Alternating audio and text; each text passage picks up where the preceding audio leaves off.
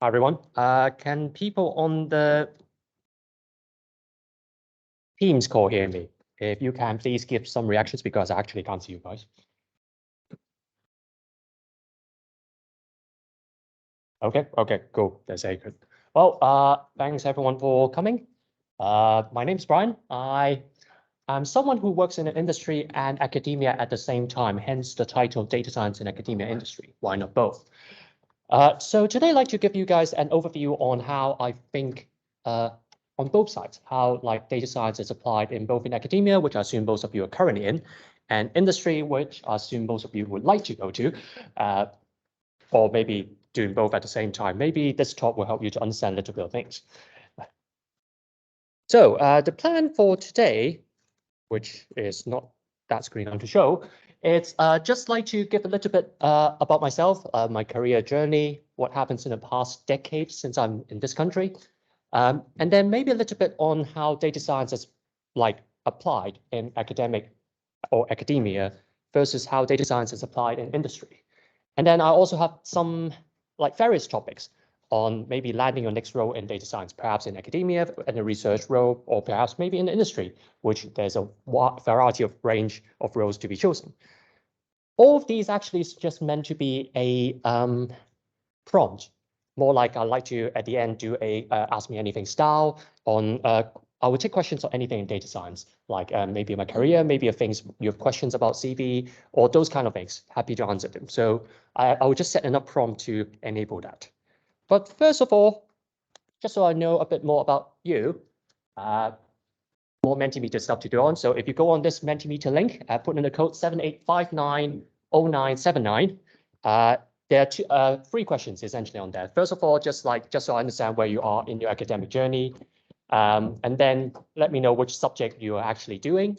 And the last question there is a Q&A, so you can put your questions. I can answer it maybe at the end, maybe sometime throughout, or if you can't wait, just there in sections between, you can share all the questions. So I'll let you, everyone have the link, right? Because what I'm going to do now is I'm going to switch to the Mentimeter page, and then I'm going to present. And it's very annoying that this bar hides the link, and I can't move it. Right. Again, for those who want to access it, the code is 78590979, which now shows at the top of it. And I will give everyone like a minute or two, just so I'll take a sip of water.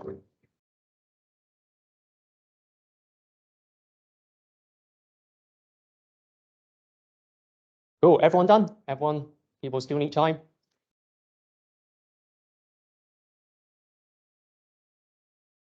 So it looks like, well, the majority of you are doing your undergrad, which is expected.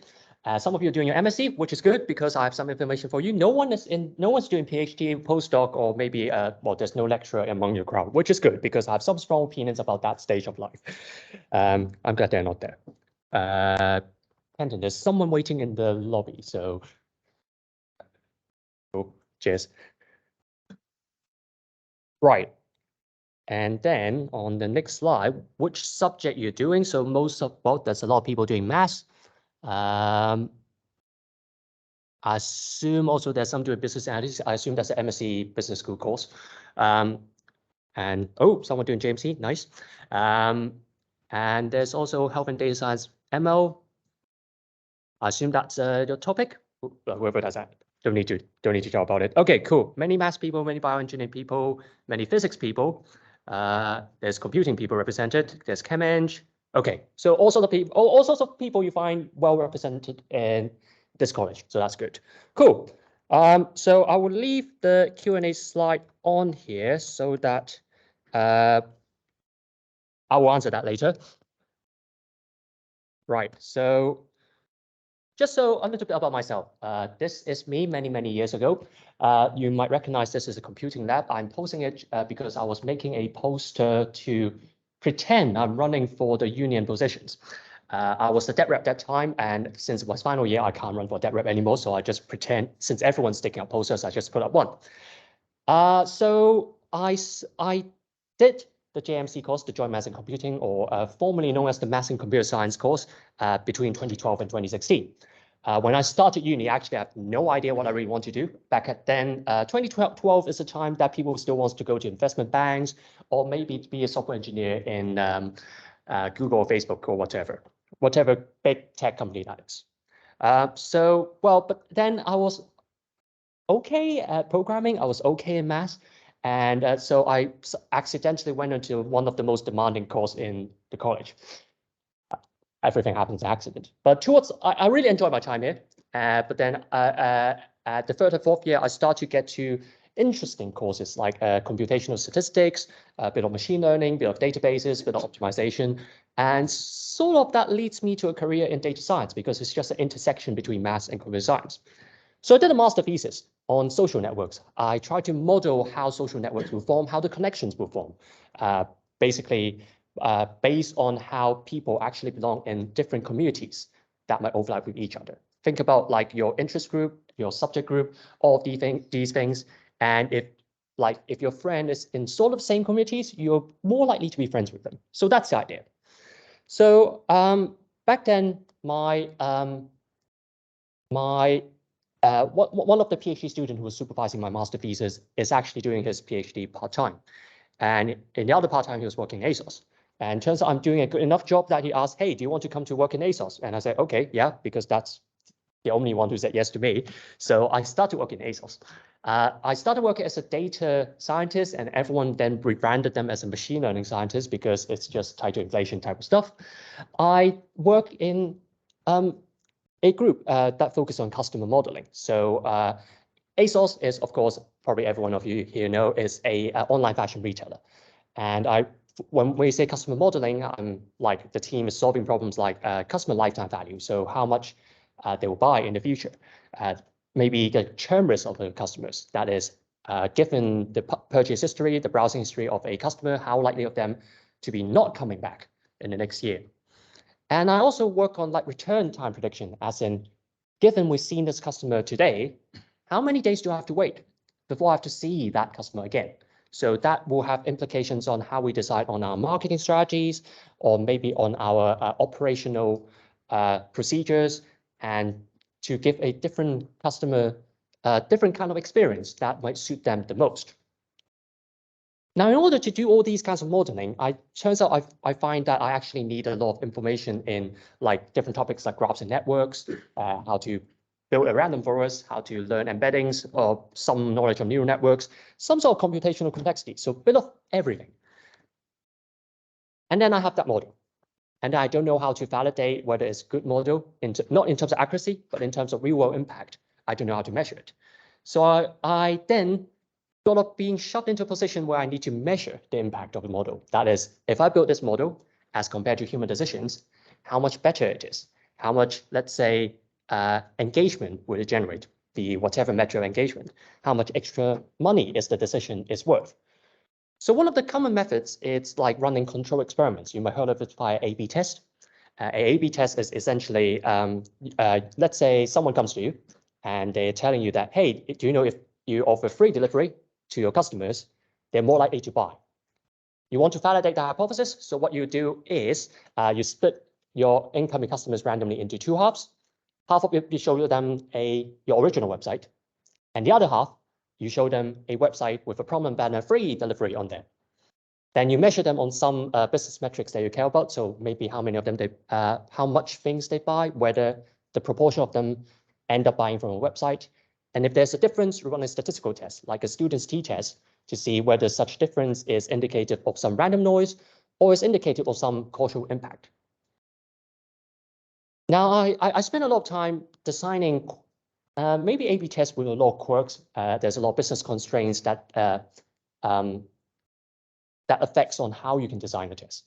I then also look at a lot of causal inference methods when I can't design a control experiment. I run a lot of econometrics model, and I help other teams doing so.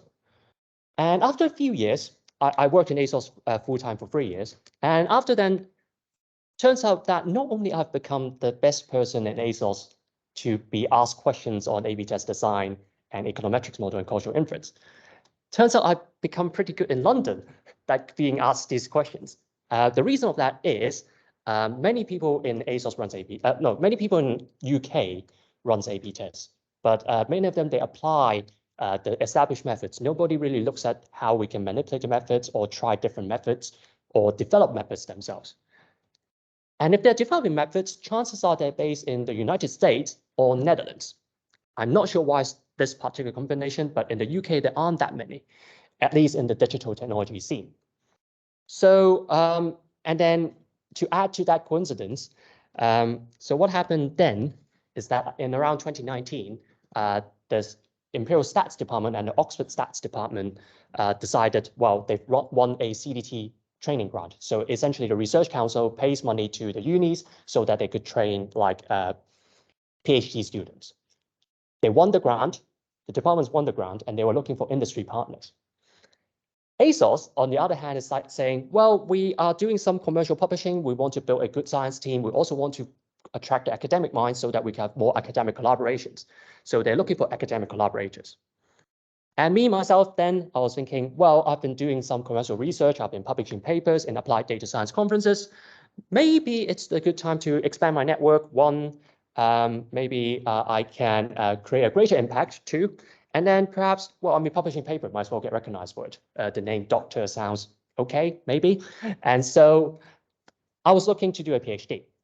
And that comes as a happy coincidence where I managed to negotiate a plan such that I continue to work in ASOS part-time. And now I'm also doing a part-time PhD back here at Imperial, joining with Oxford. So for the majority of the past 3 years, 3 years and something, I've been working on similar stuff. So on ASOS side, I have been building a experiment tracking analysis platform. That is, you start from all the way from the raw data, the clickstream you have, you process those data, build ETL pipelines, and then you calculate whatever business metrics that people care about, and then you run automated stat sets on them. So like hundreds and thousands of experiments, the cycle keeps going on and on and on. And we want to automate that as fast as possible with the aim of helping people to minimize the time to run experiments and also to analyze the experiments. And as I said, I've been doing a little bit of econometrics, and I've also helping other teams to design experiments, design their own bespoke experiments, and also pushing methods. Now, this is very similar to what I do in my PhD. I try to apply statistical methods on applications related to experiment design and causal inference. Now, things get slightly funny here because I say I'm doing experiment design and causal inference applications, but at the end, I've been doing side quests here and there. So I started with needing to justify why people need to run experiments. And that leads me all the way to all the statistics, which has nothing to do with experiment design or statistical tests. And then I look into data sets, as without the data sets, all the methods mean nothing. And yeah, I did a little bit of experiment design, but I always ended up using Bootstrap to evaluate my methods. So that's that. More recently, on ASOS side, I have been asked to lead a team of 12, which is scientists and engineers combined. We work in a cross-functional team to do a bit more. My scope has expanded a little bit. So it now includes like statistical modeling, also a bit of like non-standard experiment design. So experiment design is here, stats modeling is here. I've just been working on slightly different projects. So maybe that contributed to what I was going to tell you. But at this point, anyone has any questions?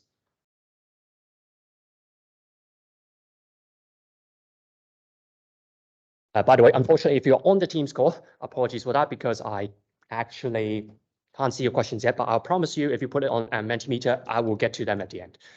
Or maybe Kenton can help if there's anything. No questions. Cool, good then. Maybe you'll have some in very short period of time. Right, so I assume you have been lured here by the topic data science academia versus industry. Why not both without the brackets? Maybe you're expecting me to give you a pitch on maybe why you should do both at the same time and how rewarding it is. And in some cases, it could be. In the first 3 years on this joint arrangement, I find that really good. Of course, here I'm to give a more balanced view on why maybe it's also not a good idea and maybe why you have to think about it. So on the left-hand side, we have an expectation of working in academia and industry at the same time. Academia industry often is known as two communities that are very separate from each other, but they do have a lot of overlap in between. They have some common goals in terms of if you're doing R&D in industry and many other stuff. And if you manage to find a niche in between, if you manage to find your space in between, it's a very good place to be. You get to have two sets of different connections, you get to two sets of perspective, then that helps you to form a new perspective to any problem you're solving. And you get to know two sets of different resources, like different set of people who have like different skill set that you would like to utilize and help you solve your problem. Industry people might like help you to make your things have more commercial impact, while people in academia might just help you with the methods. So it's a good space to be in between. And I'm not saying that entirely this is a pure expectation and the reality is the only thing on the right. There's probably more spectrum in between. But of course, the reality is a bit more nuanced between academia and industry. They tend to drift apart on their own. The reason of that is their objective function, maybe I will touch on that a little bit later, is slightly different. And often than not, you need to spend quite some time to manage both sides of stakeholders. And you might hear about stakeholder management a lot around in your courses here, but actually, they're quite important. Like in industry, there are a lot of people that are actually not technical. They might be business savvy, but they probably don't know anything about data science. So you might need to get them engaged on the methods, how they work, why it's applicable to them, and maybe why they should invest on them. For people in academia, they were just like, hey, I have this method, it's amazing. But you might be telling them, hey, it's computationally infeasible. And so they also need some real life to get hammered into their head to say, well, in order for your method to be applicable, you need to also satisfy these constraints. So doing these kinds of stakeholder management is not only like ideal, it's a necessity if you really want to stay in between. But I'm not saying that that's always the case, nor this is always the case. But probably this is a testament on why I won't suggest everyone to immediately try to step on academia and industry at the same time, because it is hard work and there will be a lot of things to consider. Having established that, I just want to give a view on how academia and industry are different in some cases. I just want to note, and I will reiterate that during the talk, that this is not a dichotomy. It's not saying that you can either pick this academia package or pick this industry package. There are roles in between them, especially if you go to large R&D organizations like Imperial, Facebook AI Research, or OpenAI or DeepMind. They do have some roles that lies in between. So bear in mind that. So I'd just like to start by the topic that are featured in both sides of the spectrum. In academia, if you decide to go on a research route, often you get to do a very specialized topic. And I'm taking math example. Math is the field, and then within that you have statistics. And then within statistics, you might touch on a topic called Bayesian modeling or something like that. And then within that, you might work on a particular object or theorem or whatnot. And then within that theorem, you just basically say, hey, if I change that parameter, if I relax that assumption, what will that change? And that will occupy you for your entire PhD. And so PhD topics are hyper specialized. And after then, you will still continue to work on extremely specialized topics, but you get the chance to push the knowledge boundary. So that's that in academia. On the other hand, in industry, I think depending on your role, your work will touch upon many, many different domains. I think that is obviously true in startups, because in startups, you just have to do everything. Even in large organizations like ASOS, the one I work in, I need to talk to people in finance. So I need to know about like how finance accounting works, because I need to help them to, let's say, predict if someone buys an item, how likely of them they will get returned via mail. So they need that to calculate their risk, their capital expenditure, all these things. So I need to know what these terms means. I also need to talk to marketing, because I help them design experiments. So I need to know terms like return on investment, return on advertising spend, how they bid for advertisements, how do advertisements reach in front of your laptop when you browse Instagram or Facebook or whatever. I also need to know how a website works in the front end, because if I help the digital domain or the people who design the website to design experiments, I need to know what they're testing. I need to know what metrics, business metrics they care about. So all of that is just saying that, well, in industry, you get a lot of wide exposure, but you're perhaps not going as deep as you like to in some of the methods. Talking about methods, in academia, you have a lot of unknowns involved because your job in academia is to do research, right? So you're trying to push the knowledge boundary, try to work with the unknowns, try to see, well, what if I do this, what will happen on etc. On the other hand, in industry, people prefer exploiting lower risk approaches, as in then still not going for risk averse or working with things that are completely known. It's just like the exposures to risk is much smaller. Usually the methods that they apply is that, well, you apply a machine learning model. That model is something that's likely to have been named. You would be likely to apply random forest, you'd be likely to apply even a graph neural network, all these things. People have already researched by it. All the unknowns, most of the unknowns have been taken out from the equation already before you get to apply on an application. So that's what I mean when I say people prefer exploiting lower risk approach. I'm not saying that the risk is completely not there. You still have to figure out which hyperparameter to tune, what works, does it work on your problem at all, or does your data actually is suitable for your problem, these kind of stuff. But I think that's the difference. Another dimension that you might like to consider is about like commitments. In academia, commitments are often measured in years. So what happens is that usually UK has a research council, and what they would do is they will give funding to different PhD institutions. Sorry, they will get different institutions to fund PhD students. And those funding packages often last 9 or 10 years. That is, they get 5 cohorts of students, and the time between the first cohort starts their PhD, which I did in 2019, and the last cohort finishing their PhD, that is, they start in 2024 and ends in 2028, would be like 9 years. That is a huge commitment. And if you think about the time it takes to do a PhD, it takes 3 or 4 years to do a project.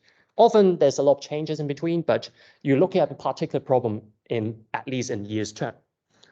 On the other hand, in industry, people there are often a lot of business that are publicly traded.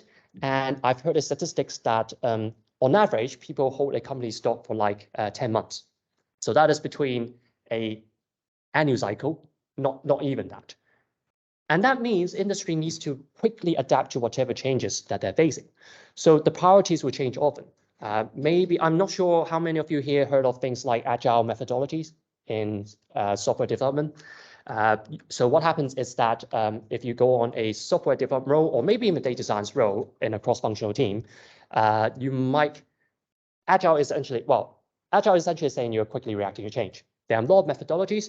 One of them very popular is called Scrum, and where you work in something called 2-week sprint. Essentially, every 2 weeks, the team sets a goal, and then it works on it, and then after 2 weeks, it reviews it with their stakeholders and see if it needs pivoting or changing and whatnot. And so all starts saying that in industry, the cycle is much faster. The change comes more often, and a lot of academic worthy problems actually can't stand with that change because it just creates so much noise. So that's something that's another dimension you want to think about. And lastly, I'd like to talk about a dimension that how impact is measured. And I think that is the most countering point between two sides of the academia versus industry spectrum. In academia, your impact, how good you are, is often measured in the quality and quantity of your publications and how you're reaching other researchers, as in the number of citations.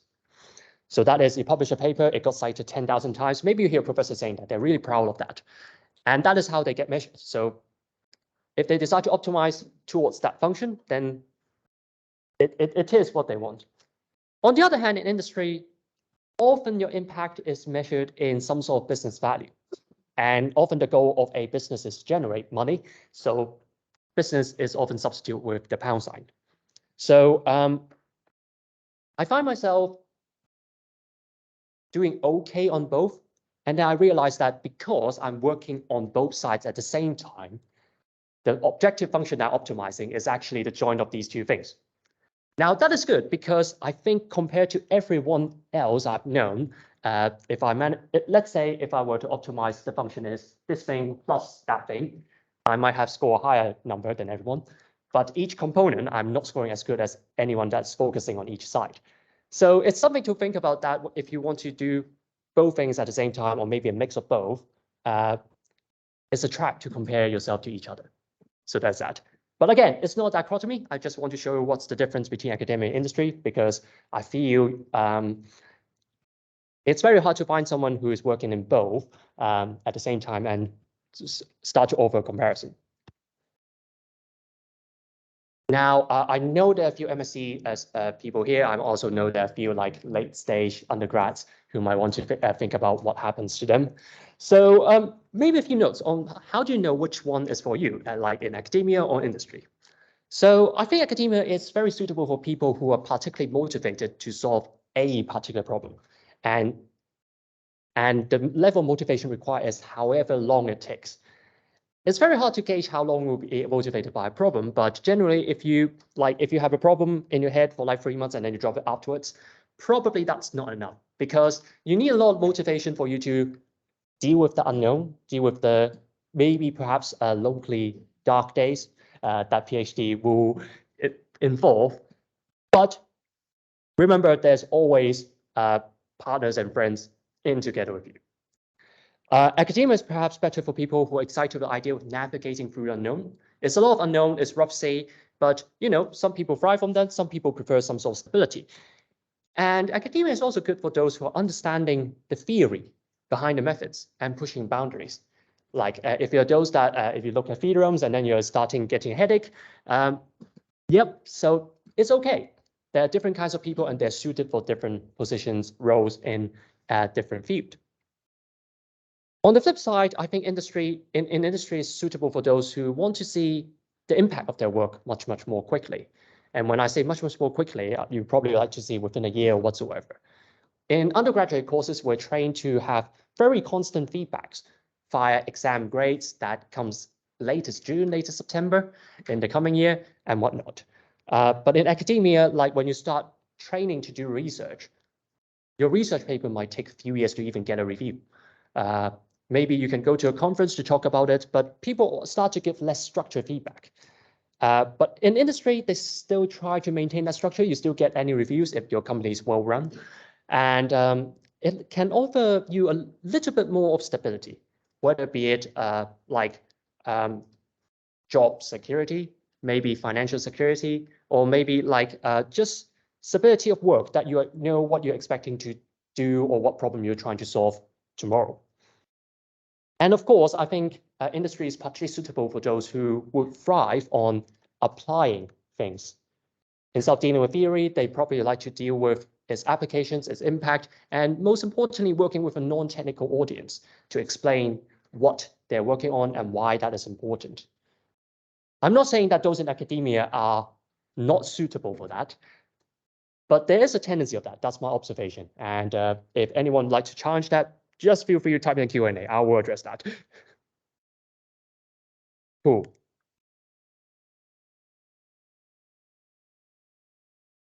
Actually, just to make sure what I'm talking is useful, is anyone considering going to academia in this talk?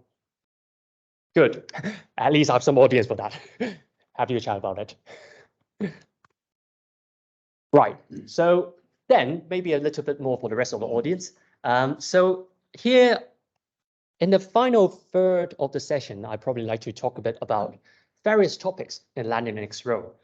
So I've got a little bit on like what research you need to do, maybe a little bit on get experience, and also maybe a little bit on CVs. And then afterwards, I am happy to take questions on anything that you might be interested in. So one thing that I wish I know maybe 6 years ago when I was starting to look for my full-time role is that the data science field is actually vast, at least in industry. I mean, even if you consider academia career, the scope of research projects that you can choose that are related to data science is still very wide range. It's like every department can offer some sort of data science project because now every application in STEM is generating vast amounts of data that, or vast amount of data-related applications that creates more problem that you like to solve. So it's very important to know all your options and what you need to get there. So here essentially, you might hear people talking about skills like you need to be a data scientist, you might need to have all the coding skills, you might need the math and stats, you might need a business domain. That was the main field around 6 years ago. I think now it's being seen as quite oversimplified, but it's all right. It's still relevant. So there's this blog post, data science roles and how they interact, and also what are the 12 different job roles and responsibilities of data science that can help you to understand what options are there. And it's all right. Don't worry about forgetting about these slides. First of all, I think it's recorded. And second of all, I think that if you go online and search data science roles map, data science roles Venn diagram, I think these posts will turn up anyway.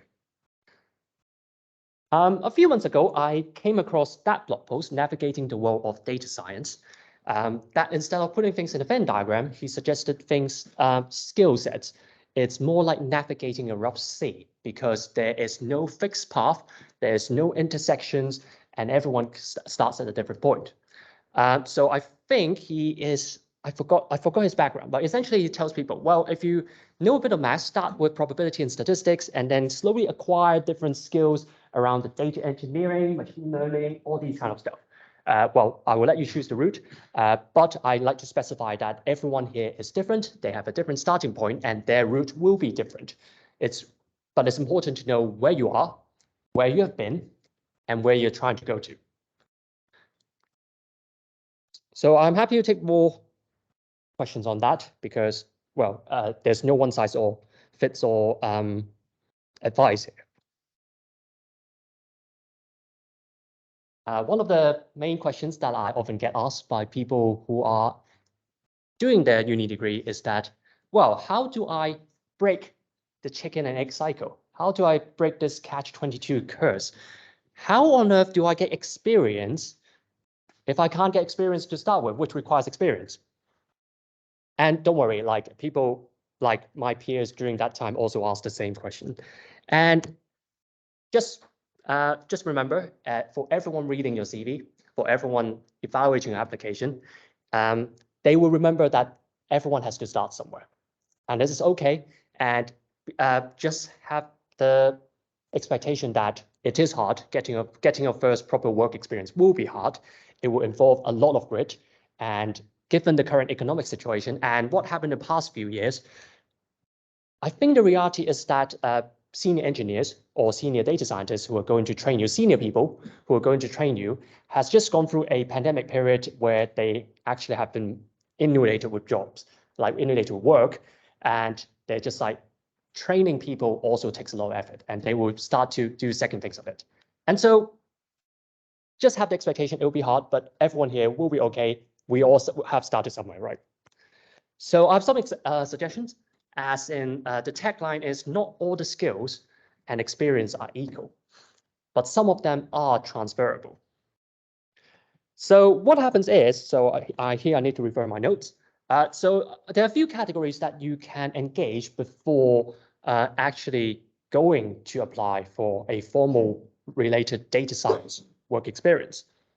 The first one is about projects. The goal about projects, when I talk about projects, it's like those projects you take at your course, not the course itself, but the projects that come of it that you could showcase. Maybe of some hobby projects. Maybe a while ago, I went to hackathon, and then I actually found that. So one of the problems I was trying to solve is I go to the tube, and if it's delayed, I will only be told like 15 minutes later. And by the time I was told, I was already there for 15 minutes waiting. So it's not ideal. I want to know at the moment that it gets delayed. So me and the group just basically built a predictor app just to say, well, analyzing all the live positions of the tube trains, can I just predict the tube when it arrives on the platform whatsoever? Got a video of that. Apparently people like it.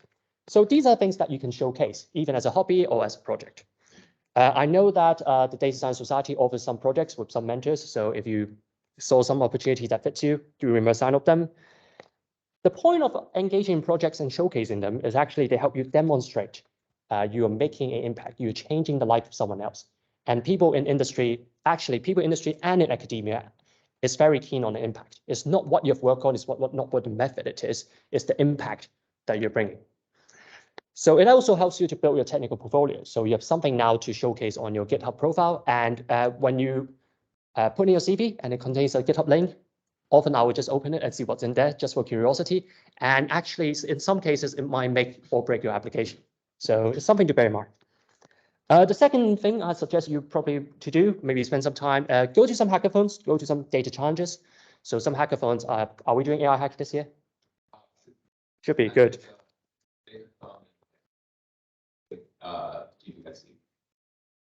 Yeah, you heard what Kenton saying. There are other things like there are things like KDD Cup, as in KDD is a data science conference. They do a data challenge that every team will go into running. The NeurIPS, which is a machine learning premier conference, they do a challenge. You don't need to go into that to win. You just need to go into that just to have fun and do something and showcase something on there, on your project and say, well, I scored this, and everyone reads it, knows that you just start your career and you're trying to build a portfolio. So it's a good way to get started. What it helps you to demonstrate is actually you can code, two, you can learn from new concepts or to apply the concepts. And actually in hackathons, you also develop a very unique skill in presenting things and pitching stuff. As in presenting a course project is very different from giving a 1-minute elevator pitch to convince people why the thing you're doing is important. And the pitching is quite important because, well, unlike today, which I have an hour to convince you about things I've talked about is useful, I often only have a minute. So that skill should be much utilized. And you've been saying, well, you might be saying, actually, I can't stay up for 24 hours, just like me, because now I can't function on the next day if I don't sleep in the evenings. Maybe like you have been volunteering in some other capacity, you've been doing some casual work. Those are also useful. While they are not data science related work experience, you can still say that, well, via these roles, I've been able to demonstrate my organization skills, team working skills, and communication skills.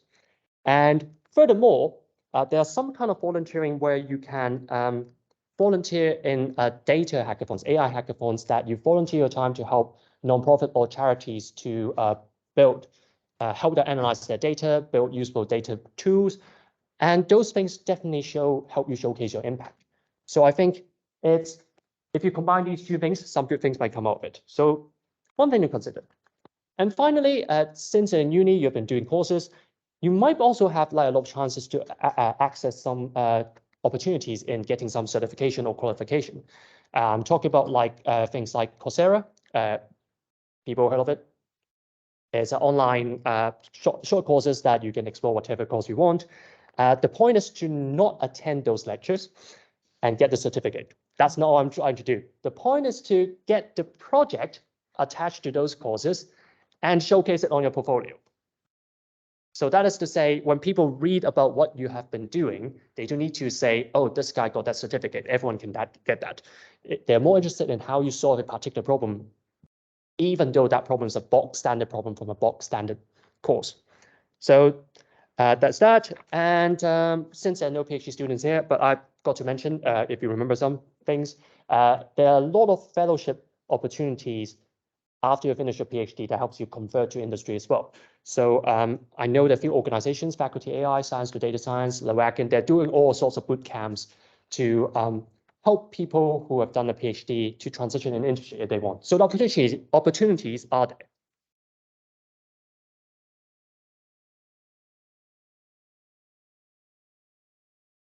So yeah, so that's what I learned.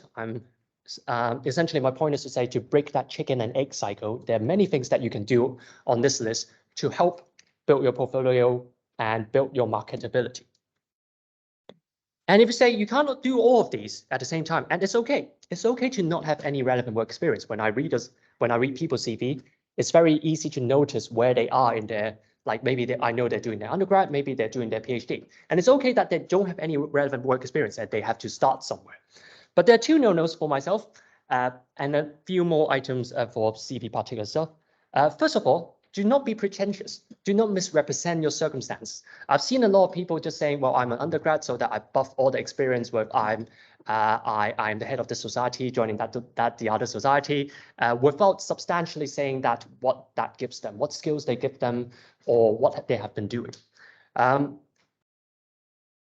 While it is not technically lying, it just, well, yeah, I would be felt misled. And then given that I only have a very short time to form a first impression of you, that makes me have a slightly adverse judgment of your character. So please don't do that.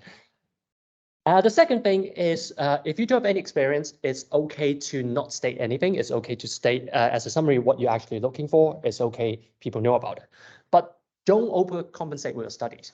As in, don't put, oh, I've done all the courses and then list 10 rows of your courses that you have done, each with your detailed grades.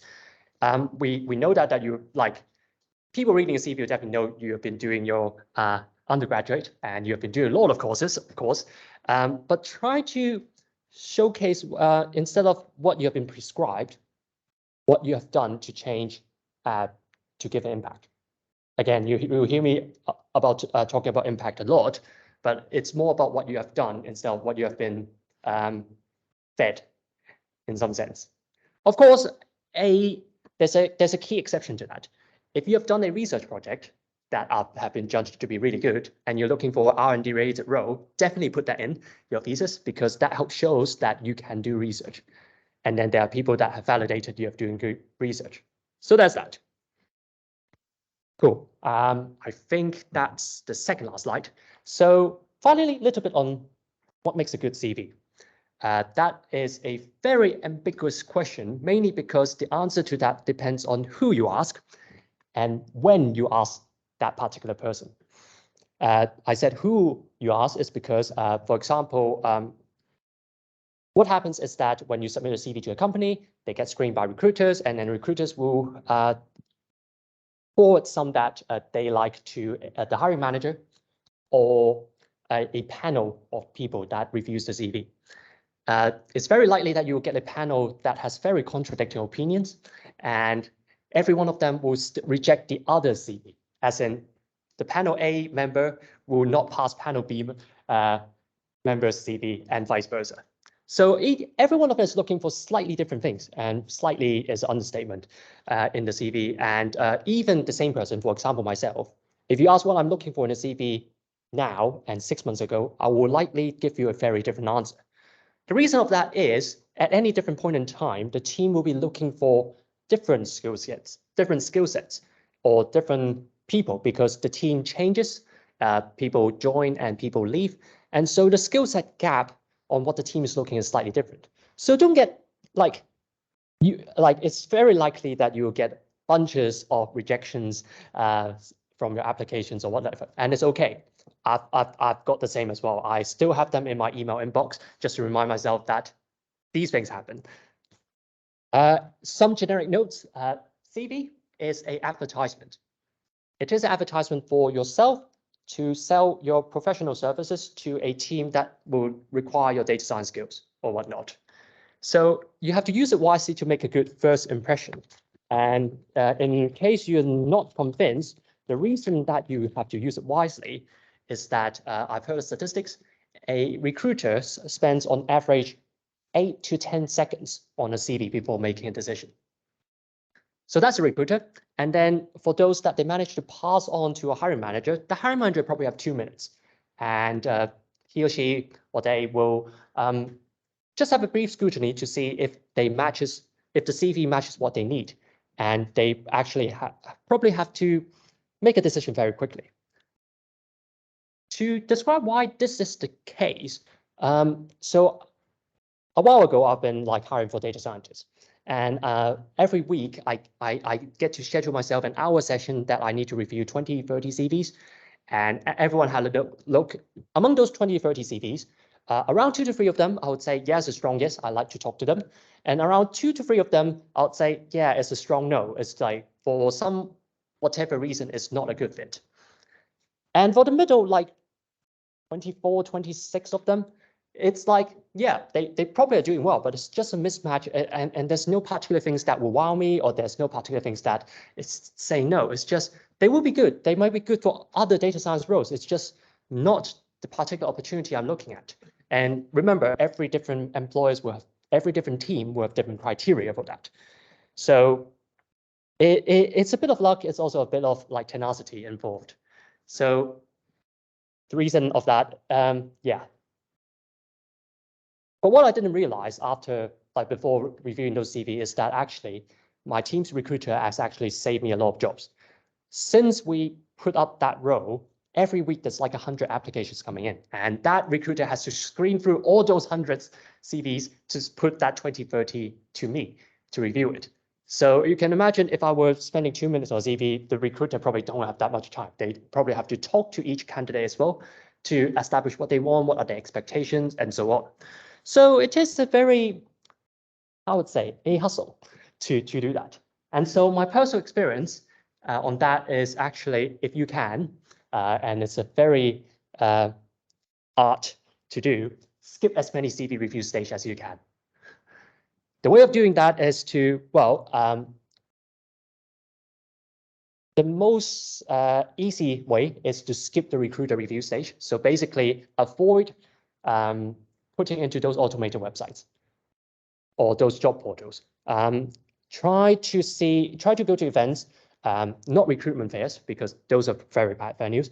Try to get to know professionals that could help you put in a recommendation or whatnot.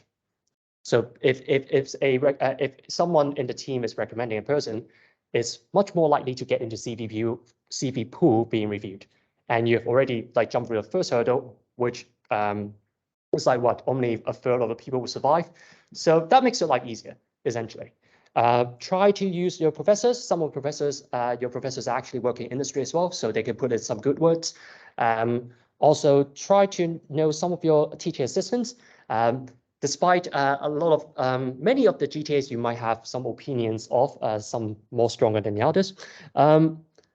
They might be helpful resources. They might know people somewhere else that could help you. So there's that. And lastly, this is a CV of myself, dated 2016.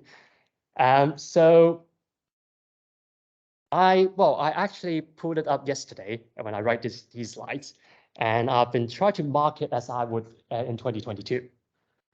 So I've been looking at what I like and don't like at this moment in time on my CV based in 2016. The first impression I had is like, this thing is damn wordy. There are too many words on there. I'm getting a headache from reading it. And of course, since then, I've simplified it a lot. And that actually turns me off in actually reading the CV. So I was just like, I will fail myself 6 years ago. But the good thing is this person, as in the 6 years ago me, actually put a summary, as in with the details on who you are, what motivates you, what do you want. It's quite important because having that summary helps like those who read your CV understand your intent much more quickly instead of needing to scan through the entire thing and still to understand what you're trying to achieve with your application. Until I reached the end of summary, and now I realized I actually have no idea what I'm doing with the name dropping. I'm just like, yeah, I like to do data science, I like to do machine learning, I like to do quantitative analysis, I like to do decision science. But I've been name dropping stuff that, yeah, basically it's just yeah, I just want a job, please hire me. That's essentially what I'm saying. And of course, now I can read it. But yeah, avoid dropping names, drop 3 at most, and try to tailor to their job application. I'm not saying that for all job application you need to tailor to it 100%, but demonstrate that you have given some effort in doing so. It's quite important, and then the person reading it will appreciate it. So one thing I like is that on this CV is that I've stated the impact of work, as in what is the impact of I done. So when I work in my first internship, I help the company identify opportunities, as in it has not been implemented, leading to extra 30% retention rate and 3% revenue increase. And it's a good figure to put on there. And then I was doing my placement in Bloomberg, and I helped cut the email processing time by 2% before we reach users' inbox. One thing that I would probably note is that do remember to show practical impact. one thing I think my team in particular doesn't really like is that if someone say in their CV saying that, oh, in my past work, I've trained this model, I've improved the existing model and the accuracy or the AUC increased by 3%, 4%. It's like, well, what does that mean? I mean, in MNIST, a 4% improvement also depends on where you go from 91 to 95 or 99 to 103, which is impossible, right? So give some context of your impact. Instead of saying model accuracy increasing doesn't really mean anything, because without context, we don't know. It might be good, it might be crap, it might be just you introduce extra feature and everything's just improved. And the last thing I'd probably like to do is instead of stating your skills, stating your technical skills or your language or whatever model that you train, demonstrate it. As in saying that instead of saying, I know C++, I know Python, I know R, say that using Python and or maybe PySpark, I process data that is a 5 GB health data set, and then I've managed to identify opportunities that could lead to a 2% increase in conversion rate. Or I've analyzed this data and that helps that group, that could help that group do that strategy A instead of strategy B, and the difference is X.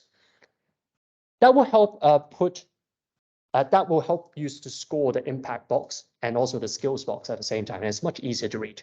And one thing that I personally consider no-no is that, you know, in those CVs, there's some templates where you can rate your skills, like in C++, you give yourself 5 stars. And then in Python, you have like 4 stars. Those ratings mean nothing. It's entirely relative, and people just don't know what you mean, except you're saying that your C++ is better than your Python. That's it. And then we might not know that what actually that means, if you can apply it, if you can code it yourself, or you need any help, or you can do system design or whatnot. So please don't do that in that rating. It means nothing. But yeah, otherwise, I think that's it. I think it is time. Well, the pizza is there, of course. If you wanted, you can have it. But happy to answer any questions that you might have. So thank you for coming. Let's give a round of applause.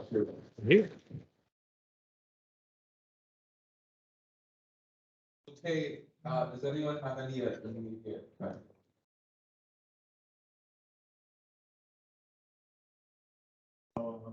I want to ask, it's about one recent news. So Elon Musk recently sacked nearly 90% of data scientists and machine learning engineers. Well, also he sacked about a third of software engineers, but that's a different ratio. So why do you think he made the decision to go after the data scientist people first? What's your opinion on the different functionalities in the industry, in the business, between data scientists and software engineers? Okay, yep. So the question is about the recent Twitter news. Elon Musk bought Twitter, of course, and then he has terminated the contract for like 90% of the research data science functions, which I actually personally know someone in there, more than one, in fact, working there. And he also, his axe also touches upon a third of the software engineers. I think there are different dimensions on it. So in software engineering, pure software engineering, so that is what Twitter starts with. You need to start with software engineering layer, and then you build one layer up, every layer up. In the software engineering, so in Twitter essentially is you can think of it as a gigantic database, but it's actually not. But first of all, you need to have the like essentially it's a service where people can upload their tweets, and then people can download their tweets, and then you add extra software engineering functionality of like when people add a tweet, they should notify all their subscribers, all their followers before they have. All of these are still in the software engineering domain. And when you go further up, I'm not saying the hierarchy, but more layers of goodness, then you start to have data science involved, saying that, well, I want to know for power users, like how is their distribution? Like how their follower distributions, who is the most important one and what do they represent? So they start, let's say we start identifying topics, as in the topic feature on Twitter on the left is, I know one team from the data science team doing that. And basically they're saying that like from the text itself, you don't know what topic it is, right? Like basically what we want to know if it's a project's going on, maybe it's a World Cup. Identify that starts to then have some machine learning involved. So the line is blurred. I think it's getting more and more blurred between what software engineering is and what data science is. But it still come from a layer approach with all the more experimental, all the more uncertain approaches of even products, often are the ones that are being terminated first in industry. Because when you come to cost saving measure, you just want to reduce your risk exposure to different things, right? So naturally, it's also hard for data science applications to justify their value as well. It's not as easy as a software engineering application. I think that's what many teams struggle to do. And maybe, you know, maybe it's just a business decision. Elon Musk seeing that concretely some applications are more revenue generating than others. And that is his business bet decision. Whether it works, we will never know.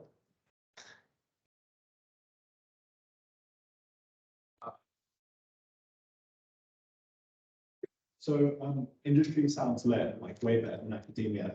I did not say that, no. But it's like, if you can ML, do you ever think you'd be like motivated working on a field that's like maybe like more like meaningful than fashion? So like doing med tech or like political decision making model go like working on DALI and GPT-3 and all those like crazy models. I think there are many applications for ML to be useful. It's like ML for good, like those kind of stuff that interest me. Of course, if you work in a business world, a lot of ML applications ultimately is trying to say, well, can I improve decisions such that we make richer people richer? And of course, there are a lot of researchers in medtech, there are a lot of researchers understanding human behaviors. There's even a lot of social scientists just use ML to, instead of like, you know, helping social media companies to better sell ads, it's to understand human behavior, human interaction. I'd probably like to give an example, maybe, well, of course, you have heard of Tinder and Bumble, especially Bumble, the company. They have a team of data scientists that helps understand what is unsafe content. Let's put it this, because it's recorded. Basically, they are researching what kind of message, what kind of photos is unsafe to users on both sides on the chat. And I think that actually helps build like more healthier relationships. It builds trust in our society. So I think those are the good applications I know. So thank you, Brian. We're gonna distribute the pieces now. I think Brian will be happy to stay. Yeah. For a while. Yeah. Anyone would like to chat with Brian directly? I'll just put the pieces scattered around here, and then everyone can create data science. Yeah. Transfer low actually want to eventually what first steps we recommend to impact high increases.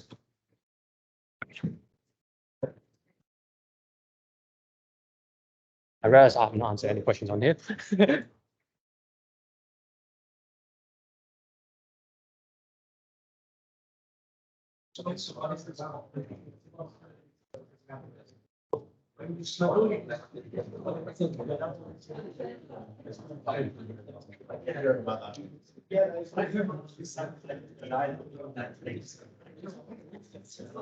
Yeah.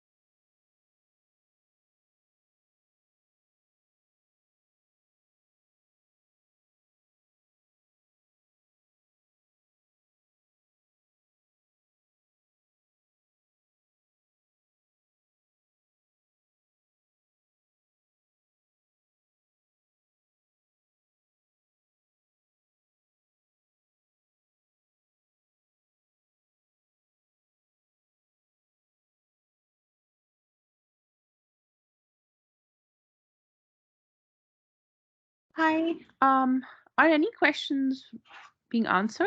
Sorry, I'm online, so I'm not sure how to hear back, or should I email like the speaker to get a response?